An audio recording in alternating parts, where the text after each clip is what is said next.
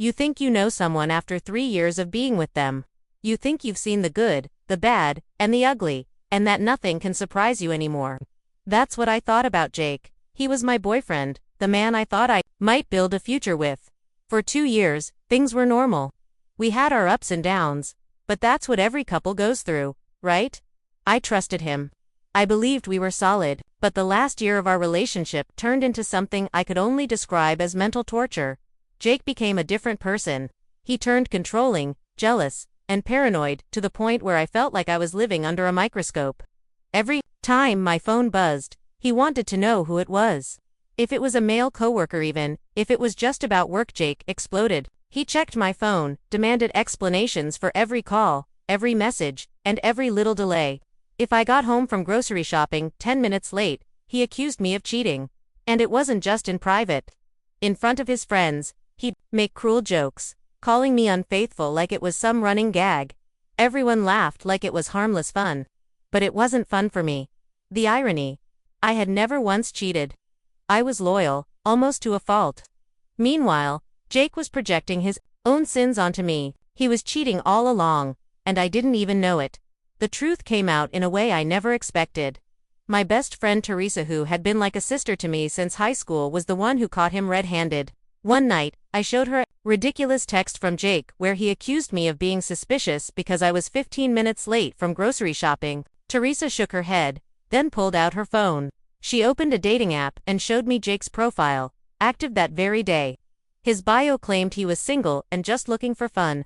She admitted she had known for weeks but needed solid proof. Before telling me, I felt sick. I couldn't breathe.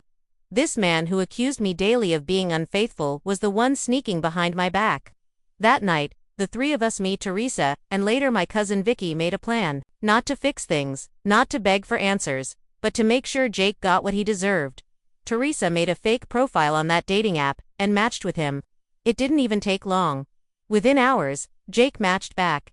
He didn't hesitate. He jumped right into conversation, not realizing he was talking to my best friend. The things he said, they were disgusting. He told her I was a psycho ex who couldn't let go. He said he was only with me because I paid half the rent and did all the cooking and cleaning. He sent screenshots of chats with other women where they mocked me, calling me hideous and repulsive. They joked that kissing me made them want to gag. My heart shattered. I wanted to scream at him right there, but Teresa stopped me. She said, "No, let's get everything. Let's make sure he never forgets this." And she was right. We needed a bigger plan. That's when Vicky stepped in. My cousin, gorgeous, like a model, funny, and clever.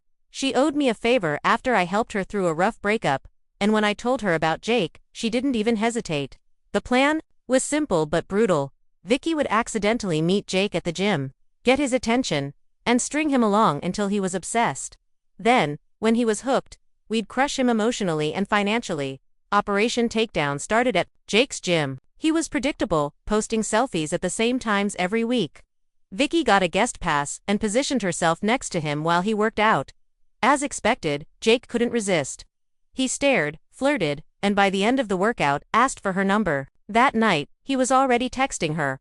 From that point on, the three of Usme, Teresa, and Vicky watched the texts roll in. Compliments, flirtations, endless attention. Jake had no idea he was texting my cousin. The satisfaction of seeing him fall into our trap was indescribable. Vicky strung him along perfectly. Within days, he was taking her to fancy dinners, places he never once thought to take me. He bragged about his savings, told her he was done with me, called me names like clingy and crazy. He showered her with gifts, jewelry, designer bags, expensive meals. Vicky made sure to keep every single thing, later passing them on to me. I suddenly had a closet full of designer bags and jewelry, all bought with the money Jake once said he was saving for our future. The worst part was hearing how he described me to her.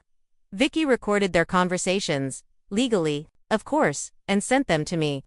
I listened to him calling me pathetic, desperate, a Roomba who paid rent and cleaned up after him. The man I loved had reduced me to nothing more than a joke. Meanwhile, I kept up the act. At home, I played the role of the perfect girlfriend, smiling, cooking, pretending everything was fine, while secretly moving my essentials out, finding a new apartment, and opening my own bank account. It took every ounce of strength not to explode, But I knew the payoff would be worth it. Jake had no clue he was digging his own grave.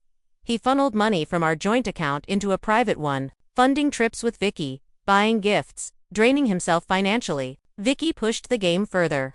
She hinted at luxury vacations, dream trips, expensive plans. Jake bit every single time. He maxed out credit cards, pawned family heirlooms, even took out loans. To impress someone he thought was a new fling, he destroyed himself financially. Then, just when I thought he couldn't sink lower, Jake proposed to me, out of nowhere. He got down on one knee with a cheap ring and a speech about how he'd been distant but realized I was the one. I wanted to laugh in his face. This wasn't love, it was desperation. He wanted me locked down while he kept playing games. I faked tears and told him I needed time to think. Behind his back, we sped up the plan. Vicky increased her demands, Teresa kept watch, and I played along. The final stage came when Jake confessed he was drowning in debt. He asked me to co-sign a loan to help him.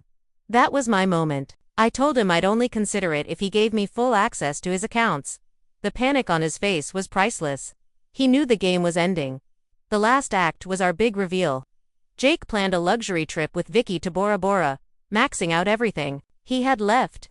On the day of the flight, he showed up at the airport, suitcase in hand, ready for his fantasy getaway. What he didn't know was that Vicky wasn't going. She, Teresa, and I were sitting in a cafe nearby, watching as he stood in line for check-in. Vicky sent him one final message, a selfie of the three of us flipping him off, with the words, "Surprise, loser. Hope you enjoy your $17,000 vacation alone. Your girlfriend knows everything." His face drained of color. He froze, reading the message over and over. He called, texted, begged, but we ignored every single attempt. We watched him crumble from a distance, and then we walked out together, free and victorious. After that, Jake tried everything, pleading, threatening, crying outside my door, but the damage was permanent. He had nothing left, no money, no dignity, no power. I, on the other hand, was free. I moved into my new place, got promoted at work, and surrounded myself with real friends who supported me.